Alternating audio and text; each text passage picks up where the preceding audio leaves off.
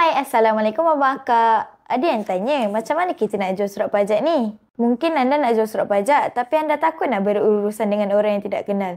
Sebab takut kena tipu kan? Jual surat pajak tersebut kepada kami. Bagaimanakah proses anda untuk jual surat pajak tersebut? Okey, yang pertama, anda boleh kemukakan dulu surat pajak anda kepada kami. Mungkin dalam bentuk gambar dan hantarkan ke WhatsApp. Kami akan tengok surat pajak tersebut. Kami juga akan nilai dan kira berapa lebihan yang anda boleh dapat. Sekiranya anda bersetuju dengan jumlah yang kami beri, berapa anggaran lebihan duit yang anda boleh dapat, anda boleh terus jual kepada kami.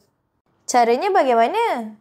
Okey, bila kita dah kira betul-betul, customer pun dah setuju, kita akan tebus terus. Anda jangan risau kerana wang tebus kami sediakan tau. Anda tidak perlu keluarkan duit walaupun 1 sen. Kami akan sediakan duit tersebut. Okey, lepas kami ambil barang tersebut, dipajak atau diarah no, kami akan tengok balik barang tersebut lah. Kalau ada barang kemas yang mempunyai benda asing dalam barang kemas tersebut, mungkin ada sedikit besi pada spring atau sebagainya. Ataupun mungkin batu permata. Yang itu kita perlu ambil kira lah. Kerana kita akan tolak berat semua. Lebihan duit pula dapat berapa? Lebihan duit yang seperti kita janjikan. Selepas kita dah ambil, kalau tak ada apa-apa masalah, kita akan terus bayar. Anda boleh pilih sama ada anda nak dalam bentuk cash ataupun online transfer.